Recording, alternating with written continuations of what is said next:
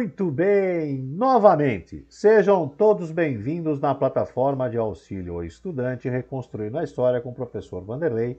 Nossa aula de hoje, o Império Romano. Vamos tratar do início e do declínio do Império Romano, ok? Vamos então aí para a nossa apresentação? Vamos lá, vamos compartilhar a tela inteira. Vamos lá, permitir. Deixa eu falar aqui, seja bem-vinda Luara, irmã da Luana, tá? As jovens, né, irmãs que fazem parte da nossa turma do 6º ano, né, que chegaram aí no 3º bimestre e tiveram um ótimo desempenho no 3º bimestre, parabéns a vocês, tá? Como eu havia me apresentado, sou o professor Vanderlei, acompanharei vocês em História e Tecnologia até o final do ano, tá? Hoje nossa aula de história falando sobre o Império Romano. Vamos lá, vamos apresentar, olha lá. Roma Imperial, tá? Quem não estiver conseguindo ver a apresentação da atividade número 1, 6º ano B, tá? Não importa 6º ano B, 6º ano C, mesma matéria. Roma Imperial, 4º bimestre, o Império Romano e as migrações bárbaras do cristianismo. Deixa eu só responder a pergunta aqui.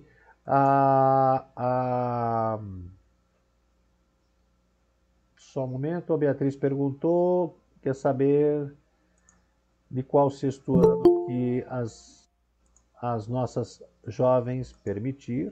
Vamos lá. Nossas jovens estudantes são do 6º ano C, se eu não me engano, deixa eu ver aqui. Espera só um momentinho, que eu já vou ver.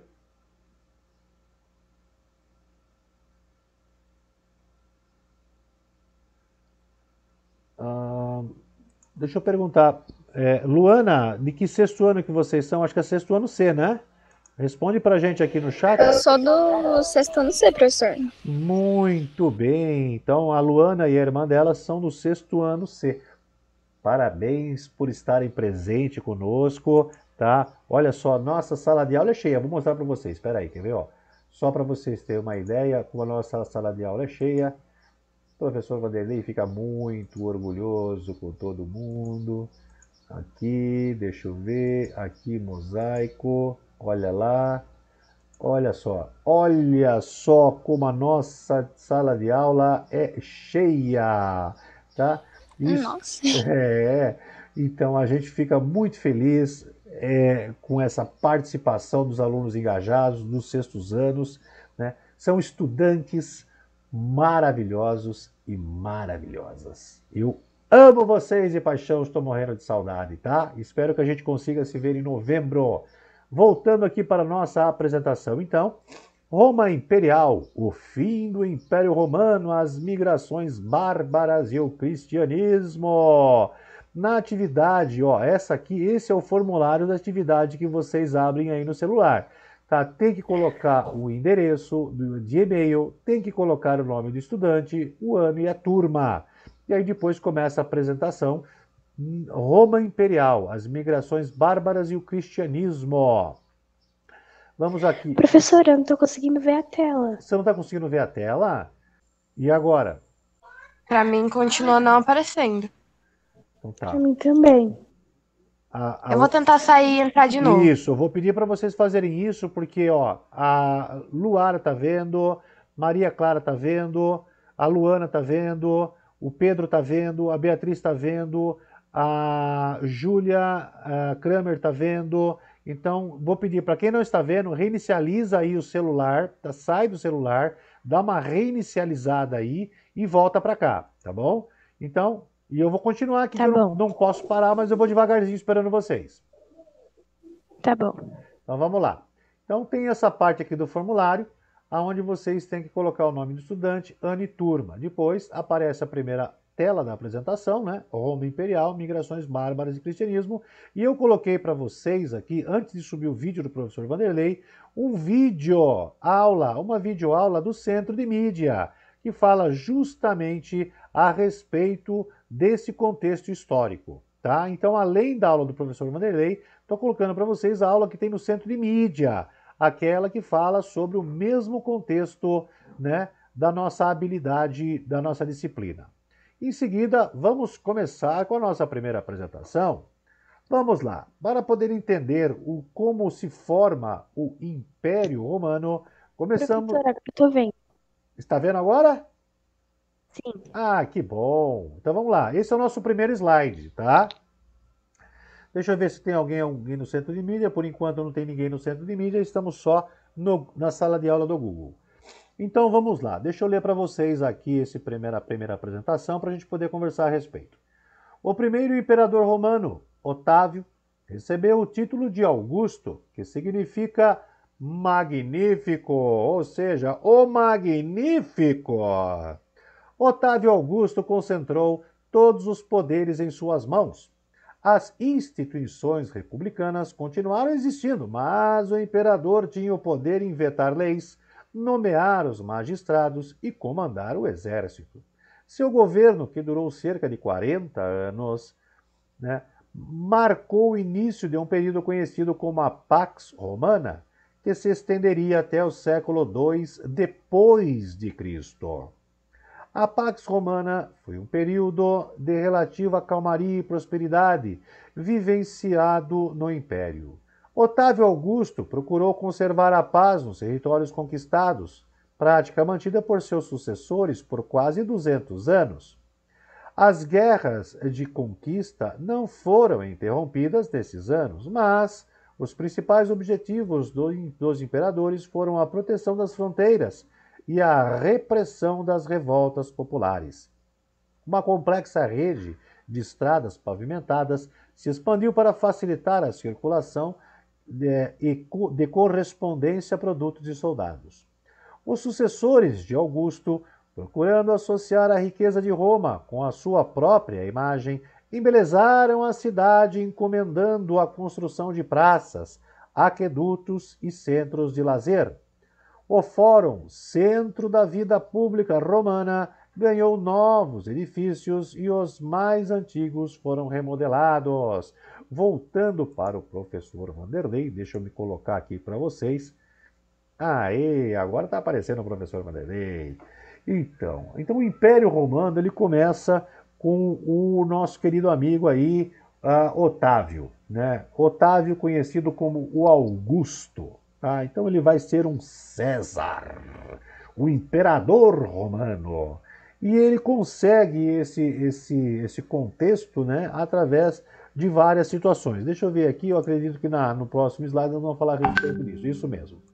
Então, nesse contexto, ele unifica, tá? Ele centraliza o poder em suas mãos, mesmo mantendo as instituições burocráticas republicanas em atividade. Pode funcionar aí, não tem problema nenhum, mas quem manda sou eu, tá bom? Nesse primeiro slide é só esse contexto, né? Não cabe nem a gente vamos formular alguma pergunta? É simplesmente informativo, ok? Seja bem-vindo, Hendrik. Vamos para o nosso segundo slide, Roma Imperial, atividade número 1, quarto bimestre. Então vamos lá. O exército e seus líderes. Então, pouco antes da formação do Império Romano, o que acontecia? Nas constantes guerras de conquista, o exército romano se fortaleceu politicamente e se profissionalizou. Os novos soldados eram mais ligados aos seus generais, pois eles recebiam terras, escravos e objetos saqueados. Nesse cenário, líderes militares começaram a ganhar popularidade e poder político. Foi o caso do general Júlio César, que soube manipular a situação para formar o primeiro triunvirato. Tratava-se de um acordo, pelo qual César e outros 2 generais romanos, Pompeu e Crasso, comprometiam-se a auxiliar-se mutuamente para monopolizar o poder em Roma. Com a morte de Crasso, o triunvirato chegou ao fim. A disputa pelo poder tornou-se, então, uma verdadeira guerra civil, resultando na derrota de Pompeu para Júlio César, que foi declarado ditador pelo Senado. No governo, ele atuou com grande habilidade, anistiou os inimigos, reformou a administração pública e atendeu às várias demandas sociais. Mas, apesar da popularidade, em 44 a.C., César foi morto a mando dos senadores, que temiam o retorno da monarquia. Após a morte de César, formou-se o segundo triunvirato, composto pelos generais Marco Antônio, Otávio e Lépido, todos seguidores de César. Depois de uma luta sangrenta entre os exércitos rivais, Otávio venceu Marco Antônio. O acontecimento marcou o fim da República e o início do Império Romano em 27 anos antes de Cristo. Voltando aqui para o professor Vanderlei, é uma história muito legal de ser contada. Então, no primeiro triunvirato formado por 3 cônsules, né? Júlio César, Pompeu e Crasso, esses caras eles dominavam a República Romana e todos os territórios que foram conquistados por Roma, né? Então, toda aquela extensão, eles dividiram em 3 partes, né? Então, dividiram essa parte aqui fica o César, essa parte aqui fica o Pompeu, essa parte aqui fica Crasso, né?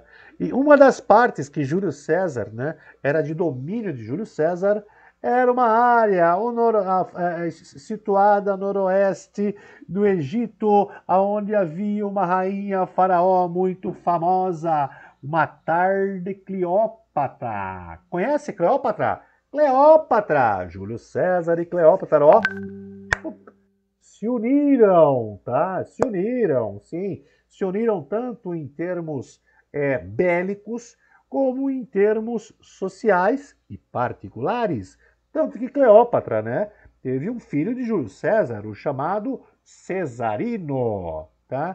Nesse contexto, né, Crasso,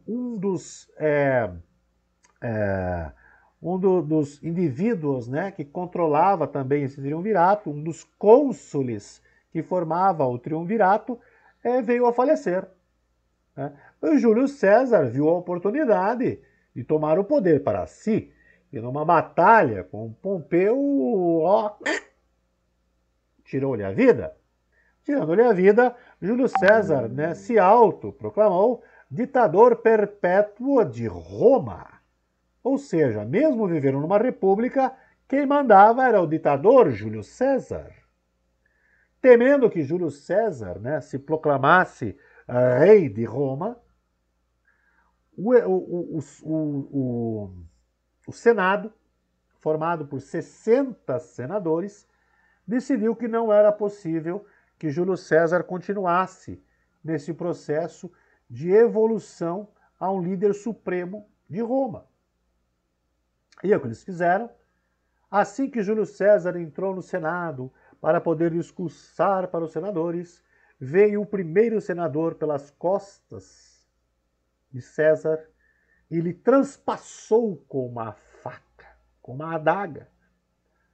Júlio César sentiu aquela dor nas costelas, o sangue vertendo pelas suas costas, e olhou para trás. E quem ele vê? Ele vê Brutus, seu filho adotivo. E é daí que vem aquela frase que até tu, Brutus, né, de total covardia e traição, após Brutus, os 59 senadores também transpassaram Júlio César com suas adagas. Ou seja, Júlio César morreu esfaqueado 60 vezes dentro do Senado. E daí veio um grande levante popular, né? Como que um líder, né, com tanta popularidade poderia ter sido assassinado num golpe de Estado. E aí veio Marco Antônio com seu discurso de 4 horas, né, declamando tudo que Júlio César fez e quem foi os assassinos, né? Alguns dos assassinos foram presos pela população, foram linchados, e assim o caos se instalou por algum tempo até que um novo triunvirato foi criado. O segundo triunvirato, com Marco Antônio, Lépido e Otávio. Olha quem está aqui, Otávio, aquele Otávio, ele mesmo. Marco Antônio ficou responsável pela área que Júlio César era responsável antigamente como cônsul do primeiro triunvirato. Ora, as bolas, aonde que ele foi parar? No Egito também. E quem que ele foi conhecer no Egito? Uma certa rainha faraó chamada Cleópatra. E aí se estabeleceu um grande romance. E esse romance serviu como um dos motivos para que essa região de Marco Antônio fosse atacada. Aí surge uma nova história, né? Uma história que se conta nos anais das bibliotecas antigas de Roma.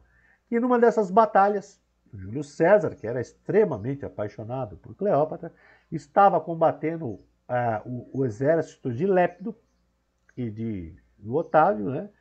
E estava prestes a ser derrotado. E Cleópatra estava no barco ali, né? Próximo da região ali onde estava acontecendo a batalha. E quando ela viu que o exército do Marco Antônio ia perder, ela pega o barco e começa da área. Quando Marco Antônio, general Marco Antônio, vê o barquinho dela, indo embora, ele fica louco. Ele fala, não, meu Deus, ela está indo embora. Não, meu Deus, ela está indo embora. Ele pega um barquinho e sai remando toda a velocidade atrás do barco da Cleópatra. Entra no barco e fica lá, acovardado. Marco Antônio nunca mais vai se recuperar dessa atitude covarde perante os seus homens. Nunca mais ele vai ter o respeito dos seus homens. Prato cheio para a invasão de Lépido e o Otávio, né, que chegaram no último reduto aonde Cleópatra e Marco Antônio se esconderam, no Egito, na cidade de Alexandria.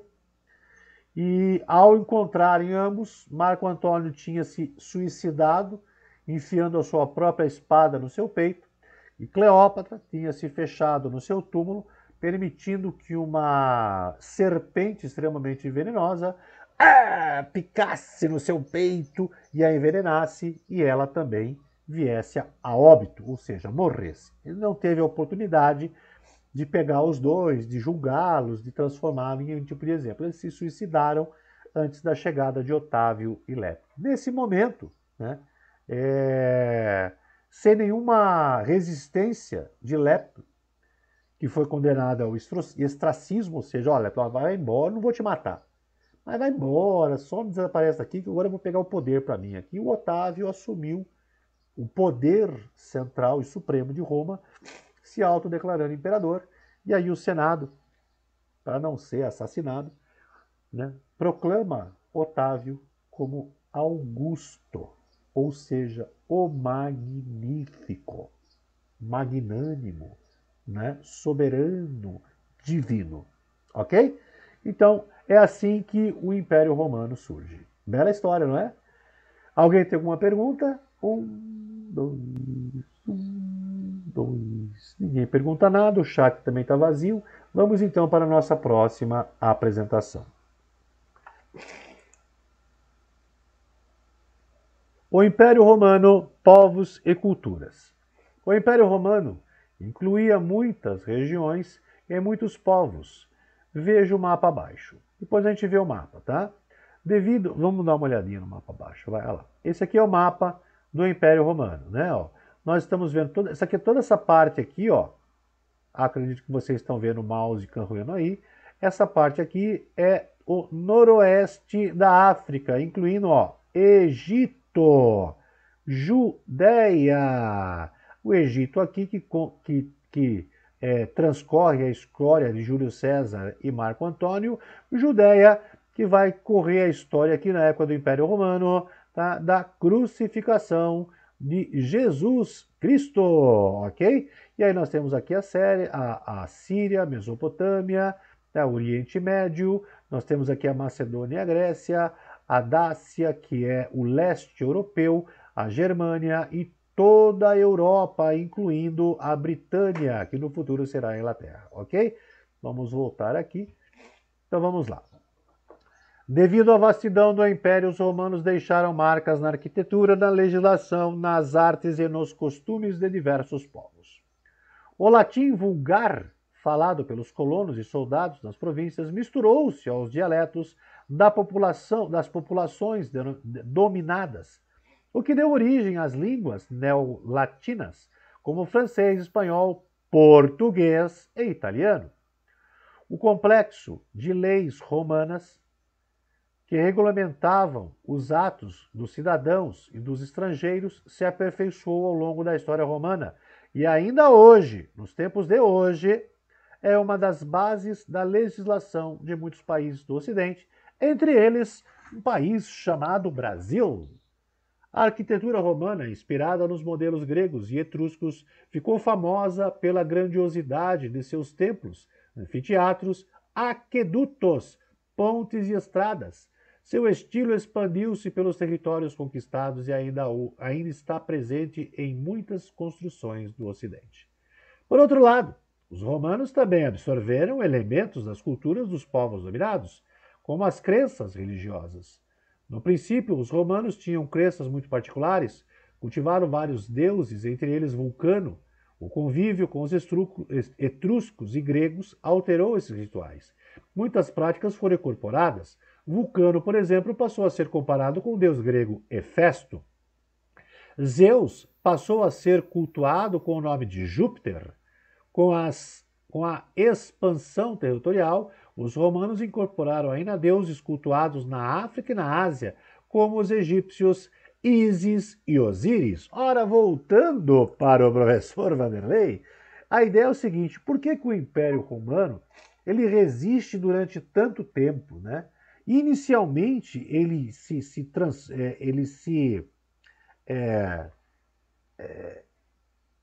constrói, né? Ele se estrutura através do multiculturalismo.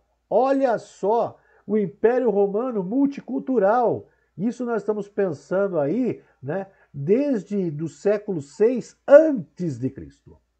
Então, como que eles faziam?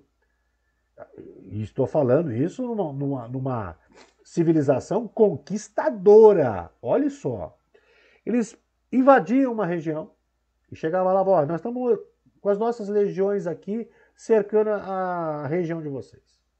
Ai meu Deus, nós vamos morrer. Não, calma, vamos lá. Eu vou invadir essa região, você queira ou não queira. Se você não enfrentar os exércitos, beleza. Eu vou invadir a região, você vai passar a ser província romana. O que você vai fazer? Ó, rei fulano dessa região. Você continua como rei aqui, não tem problema. Não, mas quem manda é Roma, tá? Ah, vocês têm uma religião aqui com vários deuses? Ó, vou pegar todos esses seus deuses aqui e vou colocar aqui no panteão de deuses romanos. Pronto. Você continua falando com os mesmos deuses, não vai precisar mudar nada. A única coisa é o seguinte, quem manda aqui é Roma. Você é rei, você vai mandar aqui nessa região e você vai pagar um tributo para o Império Romano. E vai fazer, a partir de hoje, você faz parte, né? Você é uma província do Império Romano. Ok? Beleza? Viu? Você não quer morrer? Beleza, ok, eu aceito. Acabou. Eu vou continuar cultuando meus deuses do jeito que eu quero? Vai. Vou continuar fazendo as minhas plantações do jeito que eu faço? Vai. Vou continuar trabalhando com os meus artesãos do jeito que eu trabalho? Vai. Legal. Eu, como rei, vou poder mandar aqui nessa parte do jeito que eu quiser? Vai. Só vou precisar pagar tributo a vocês? Sim. Beleza. Nós somos província romana a partir de agora. Acabou. Certo? Então, por isso que a expansão romana, ela deu tanto sucesso. Ela foi multiculturalista. E ela foi, vamos dizer assim, condizente com o processo social de cada região, né? Ela não fez você ter que agir de forma diferente. Ela não fez você ter que mudar de lugar para continuar vivendo. Você vai continuar vivendo aqui mesmo. Pode ficar aí, calma. Eu só vou querer uma parte daquilo que você produz. Pronto. E se você fizer isso, eu não vou te matar. Nem vou aqui te encher o saco. Vou ficar quieto no meu canto. Pode ser? Pode ser. Prefiro isso. Essa que é a ideia. Tá bom? Então, se alguém tem alguma dúvida aí dessa apresentação, 5 segundos. Está contando aqui, hein? 5 segundos. Deixa eu ver o chatzinho aqui. Ninguém sem dúvidas. Nenhuma dúvida, professor. Joia! Então vamos voltar para a nossa apresentação. Já vimos o mapa. Cultura e entretenimento. A produção literária foi uma importante expressão cultural da civilização romana, inspirados nas técnicas e nos temas da literatura grega. Os romanos produziram grandes obras escritas como a Eneida, de Virgílio, a Arte de Amar, de Ovídio, e a História de Roma, de Tito Livio. Em Roma havia uma variedade de espetáculos e entretenimentos. No teatro, os romanos criaram os mimos, uma expressão cultural autenticamente latina. Os espetáculos mostravam ao público cenas baseadas nos costumes romanos da época, além de músicas e dança. Destacavam-se também as corridas de quadrigas, carros puxados por animais, e o circo e as lutas de gladiadores, geralmente escravos. As lutas eram uma paixão coletiva. Os patrícios financiavam os eventos, em busca de popularidade e ostentação de sua riqueza. Muitos plebeus e escravos preenchiam as plateias dos anfiteatros para torcer pelos lutadores. Muito bem, voltando para nós. Então, essa era a vida romana, tá? A maior parte da população, no auge da conquista romana, vivia da seguinte função: o ócio. Alguém sabe aí o que é o ócio? Deixa eu colocar no chat aqui. Alguém sabe o que é ócio? Se alguém sabe, fala aí. Ninguém fala? Muito bem. O ócio é a profissão de não fazer nada e ainda ganhar por isso. E aí? Profissão boa, né? Profissão do ócio.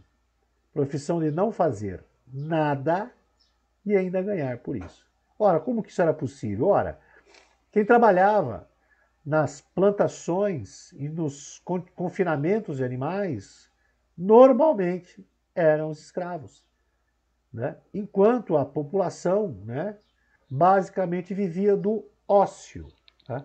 Viviam em aglomerações, né, dos balneários, onde tinham grandes piscinas de águas termais, aonde se concentrava a população para poder viver do ócio. Deixa eu fechar o chat aqui. Então, nesse processo, chega um momento que você fica entediado, né? E aí os grandes jogos, né, proporcionados no circo romano e nos anfiteatros romanos eram um grande entretenimento da população, tá? Deixa eu ver quem falou comigo aqui. O ócio pode ser aquele momento em que ficamos vegetando apenas, mas também pode ser aproveitado para o momento em que os permitimos ser livres para criar. Esse último nos ajuda a aumentar também nossa produtividade no trabalho e ter novas ideias. Ajuda em deixar nossa cabeça viajar e a imaginação fluir. Exatamente, não é? Muito bem, Laura Mello, muito bem pela resposta, tá? É justamente isso.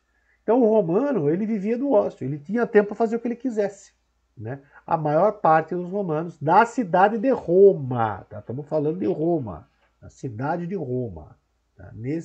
Nesse ponto era basicamente a população vivendo do ócio. Existiam outros locais que também tinham esse processo, tá? Mas principalmente em Roma, ok? Parabéns, Laura, parabéns, muito bem, tá bom?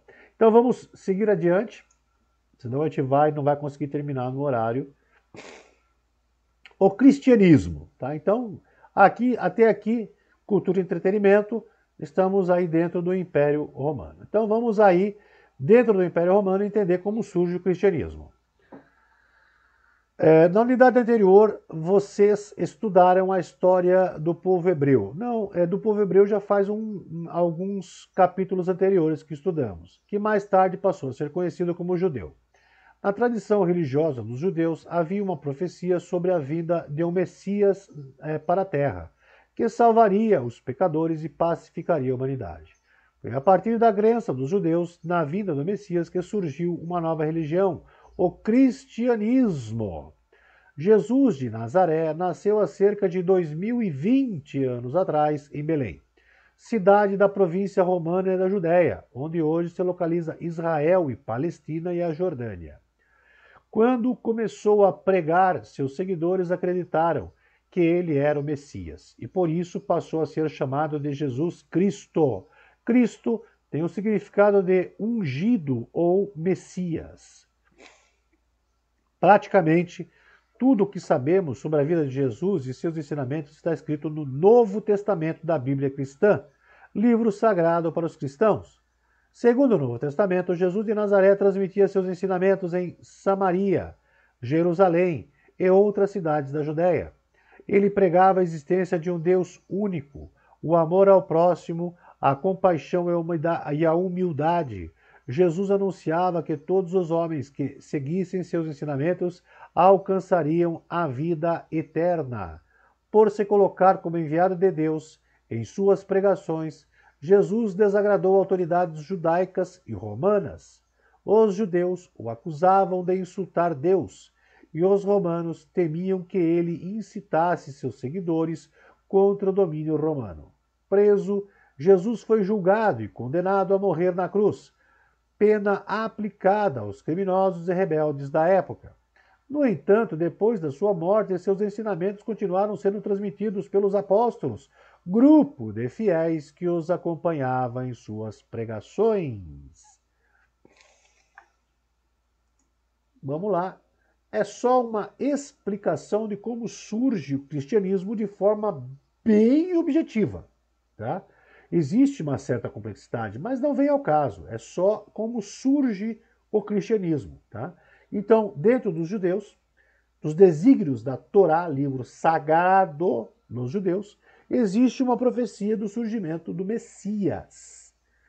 Com a pregação de Jesus Cristo, que era judeu, houve aí os seus seguidores acreditando que Jesus era o Filho de Deus, né? De acordo com a profecia judaica. E a partir do momento que Cristo começa a sua pregação, né, essa é descrita através do Novo Testamento da Bíblia cristã. Ok? É só explicativo, mais nada. Ok? Vamos aí seguir aqui como o mundo romano, né, vai tratar a religião cristã e como ela vai se tornar a religião oficial do Império Romano. Da crença perseguida à religião oficial do Império Romano. Os primeiros cristãos expandiram sua pregação para praticamente toda a região do Mar Mediterrâneo. Inicialmente, a nova crença conquistou muitos adeptos entre a população mais pobre e os escravos. Eles eram atraídos pela ideia da igualdade de todos os homens perante Deus e pela esperança de uma vida melhor após a morte, como pregava Jesus. A expansão da religião cristã desagradava as autoridades romanas e, pois os cristãos se recusavam a servir o exército e adorar o imperador e os deuses romanos. Acusados de trair o Estado e desrespeitar as tradições, os cristãos tiveram seus cultos proibidos e passaram a ser perseguidos. Para realizar seus cultos em segurança, se escondiam nas catacumbas, galerias subterrâneas onde pregavam, oravam e também enterravam seus mortos. As perseguições, ao contrário do que era esperado, fortaleceram o cristianismo.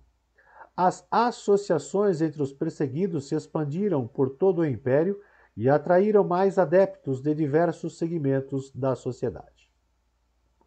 No ano de 313, ou seja, 313 anos depois do nascimento de Cristo, o imperador Constantino se converteu ao cristianismo e concedeu, mediante ao Edito de Milão, a liberdade de culto a todas as crenças, incluindo a cristã. A religião fundada por Jesus acabou se tornando um instrumento de unidade do império, 40 anos após o Edito de Milão, os cultos pagãos e os sacrifícios oferecidos aos deuses da antiga religião romana foram proibidos e em 380 o cristianismo se tornou religião oficial do Império Romano. Beleza, voltando aqui para mim, tem uma história legal disso daí também, né? Vamos falar, deixa eu ver quem está falando com o professor Vanderlei.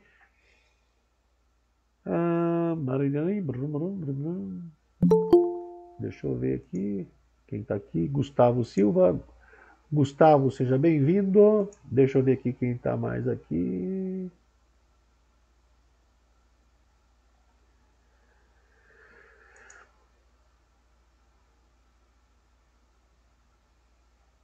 A Beatriz não está conseguindo entrar. Deixa eu só falar para ela aqui. Tenta ver se não é por causa do e-mail escolar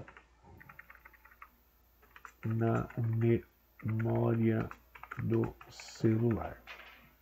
Tá? Muito bem. Vamos voltar aqui. Então vamos lá.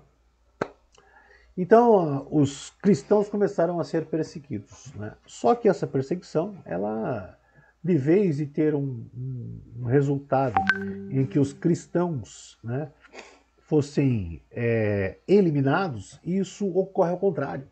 A perseguição incentiva esses encontros, né, de forma oculta. Né?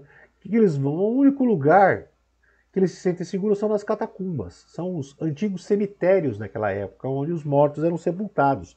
E lá eles faziam os seus cultos, né? Ou seja, suas missas religiosas, é onde surge, né, o cristianismo primitivo. Tá? Então as igrejas da antiguidade eram nada mais, nada menos que as catacumbas, os antigos cemitérios. Tá? Constantino, né, que era imperador de Roma por volta do ano 313, ele estava unificando o Império Romano, que tinha se particionado em duas partes, entre o Império Romano do Ocidente e do Oriente, e o Império Romano do Oriente estava se esfacelando, né, com o domínio turco-otomano. Nesse processo de reconquista, tá, Constantino, que tinha aí uma tendência a gostar do cristianismo, né, surge uma história que ele viu o seguinte. No último combate contra os turcos otomanos, na região onde era conhecida a cidade, que vai ser conhecida posteriormente a cidade de Constantinopla, tá, ele tem um exército com quase metade do poderio militar que os turcos têm. Nesse processo, ele sabe que o exército dele vai ser destruído e que ele vai morrer. Mas ele tem que combater, ele está frente a frente com o exército. Ele não tem como cair fora. Né? E aí, na manhã seguinte, no alvorecer, ainda nem o sol tinha aparecido ainda, ele sai da tenda assim dele, né? Ele fica do lado do cavalo dele, e começa a pensar e conversar com o cavalo. Né?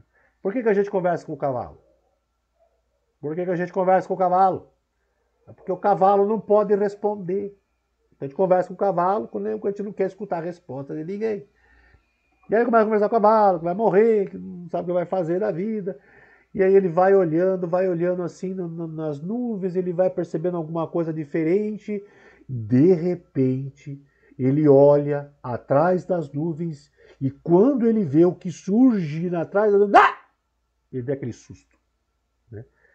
Ele vê uma imagem, um símbolo, né? Ele vê um círculo.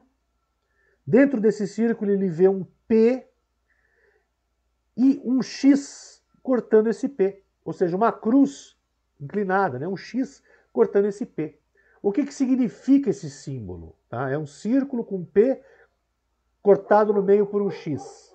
Esse é o símbolo que representava os cristãos. P de Pax e o X de cruz, né? Ou seja, é a paz de Cristo. E ao mesmo tempo que ele vê esse símbolo, ele escuta a voz de Jesus em seu interior falando: sob esse símbolo vencerás.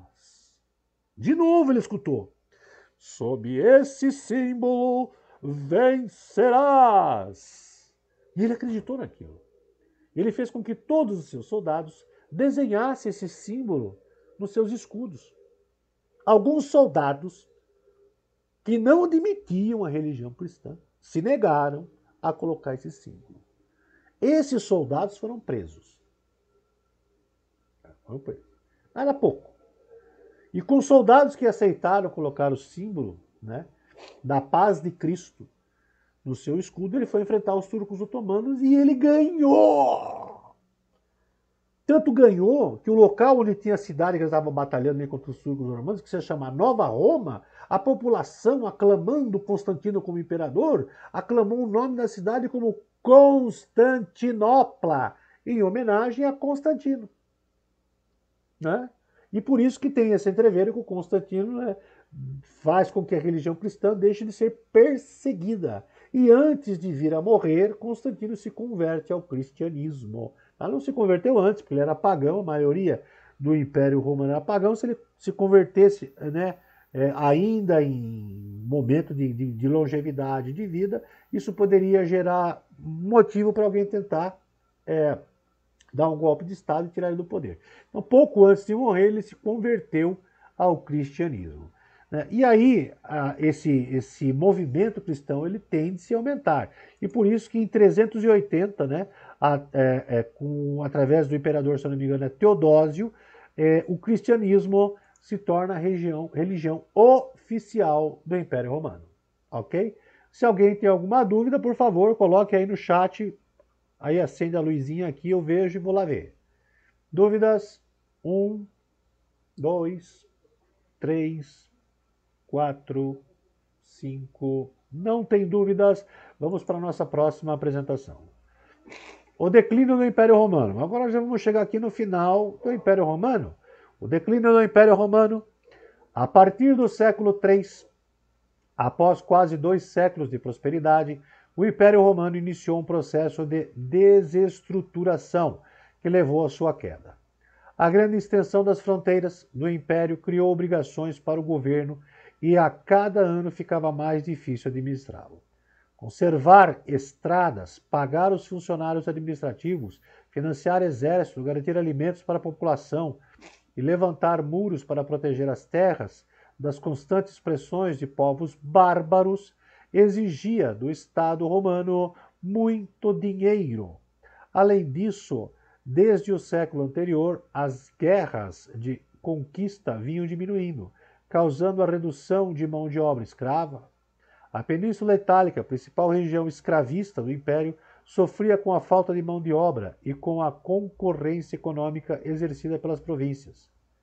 A necessidade de financiar os altos custos da administração do Império e da proteção militar das fronteiras levou ao aumento dos tributos. Para escapar deles, tanto as camadas pobres quanto as elites começaram a deixar as cidades e se fixar nos campos mais distantes, onde era mais difícil a cobrança de impostos. Para conseguir mais dinheiro, os imperadores passaram a emitir mais moeda, o que gerou um grave processo inflacionário. A fixação de muitos moradores do Império nos campos foi marcada pela concentração de terras nas mãos de elites em prejuízo dos camponeses pobres, que reagiram rebelando-se. Para conter as rebeliões, o governo contratou mais soldados. Isso levou a um aumento de gastos, cobertos com novos aumentos de impostos. Como resultado, a inflação se agravou, reduzindo ainda mais a atividade econômica do Império. Né? Só para continuar aqui, para a gente chegar ao grande finalmente, a crise do século III também se manifestou nas relações entre o exército e o governo. Vários imperadores foram assassinados por suas tropas, que deixaram de servir a Roma para servir aos oficiais.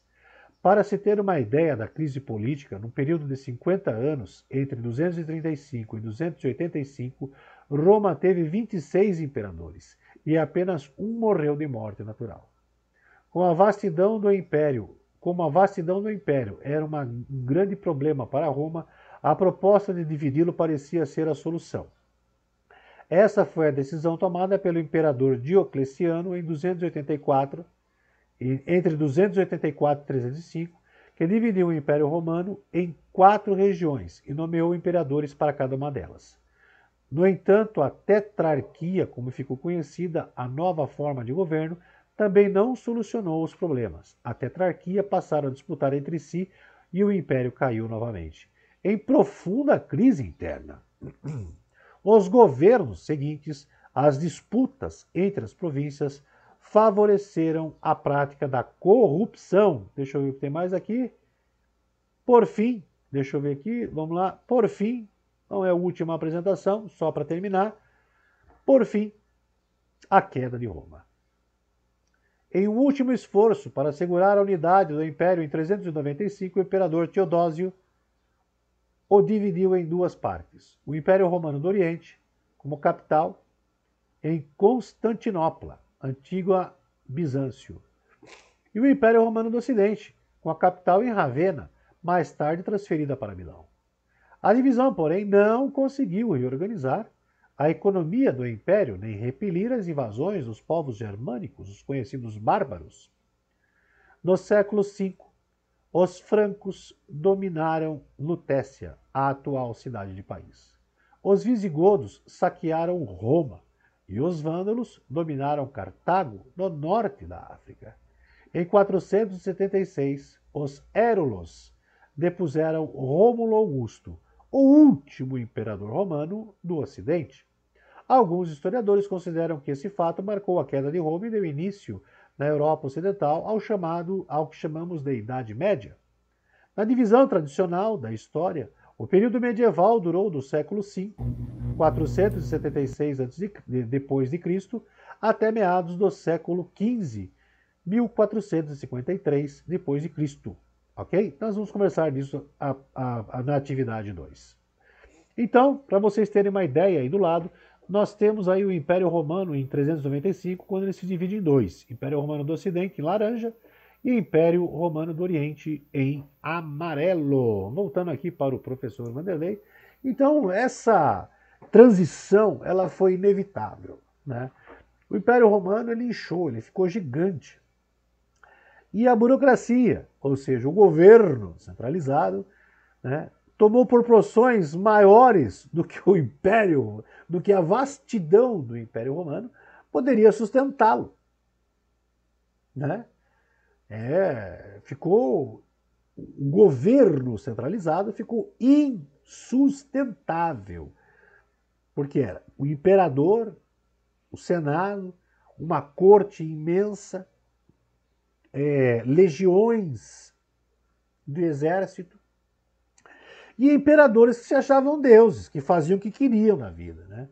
Nós temos aí Calígula, Nero, que são exemplos de imperadores que só pensavam em si mesmo e achavam que realmente a sua essência era divina e que ninguém os entendia, né? Esses imperadores, eles são exemplos de imperadores que foram assassinados por generais do exército que tomaram o poder do império em diversos momentos, tá bom? Bom, deixa eu dar uma voltada aqui só para relembrar alguma coisa. Tetrarquia. Muito bem. Então, a partir de 476, depois de Cristo, com a invasão dos Hérulos em Roma e a deposição definitiva de Rômulo Augusto, né, o Império Romano chega ao fim. E os bárbaros passam a dominar toda a região da Europa, tá? Os bárbaros germânicos. Já os vândalos, eles partem para aquela região norte e noroeste do Egito, né? Principalmente a região de Cartago, central de comércios marítimos do mar Mediterrâneo. Ok? Deixa eu dar uma olhadinha aqui. Pessoal, vocês têm alguma dúvida? Transcorreu normal? Foi tudo bem? Deixa eu... Antes de parar a apresentação, ó, pessoal, aqui nós temos a atividade, deixa eu ver aqui se tem... Aqui. Então, essa atividade aqui, para tirar a dúvida de quem possa ter, ó, Vulcano. ele passou a ser cultuado como quem? Como Júpiter ou como Hefesto? Então tem que colocar, assinalar uma das duas opções. Não pode assinalar essa, depois Zeus também essa aqui. Tá? Não pode. Cada coluna, né, tem que ter a sua única resposta. Cada linha também, tá bom? Teve gente que teve dúvida, então eu estou aproveitando a oportunidade para demonstrar a vocês. E para as alunas novas aí que estão participando, ó, cada questão do formulário está marcado a pontuação que vale, tá? Então, terminando aqui de fazer as atividades, vocês que já fizeram, né? Toca no botão enviar, que automaticamente virá a nota para vocês já poderem visualizar, tá? Terminando de visualizar, eu já vou ver quem é que fez automaticamente para mim lá na minha planilha de retorno. Deixa eu ver se tem alguém aqui falando comigo. Pronto. Pessoal, deixa eu parar de compartilhar a tela. Vamos colocar todo mundo aqui perto do professor Vanderlei agora. Muito bem, agora chegou a hora da nossa grande despedida. Voltando aqui, Luana e Luara, sejam bem-vindas ao nosso grupo de sextos anos, tá? Sempre que possível teremos aula ao vivo e é um prazer imenso recebê-las junto com todos esses alunos e alunas maravilhosas das turmas do sexto ano do professor Vanderlei. Um grande beijo para todos vocês. Tchau, pessoal. Até o nosso próximo encontro. Tchau, tchau, tchau. Tchau. Tchau, Júlia. Tchau, professor. Tchau, Luana. Tchau. Tchau, Gustavo. Tchau. Tchau. Tchau, Laurinha. Tchau, Lara. Tchau, Ana. Até Lara. amanhã. Até amanhã. Até amanhã. Todo mundo lá na festa do Halloween. Tchau, tchau.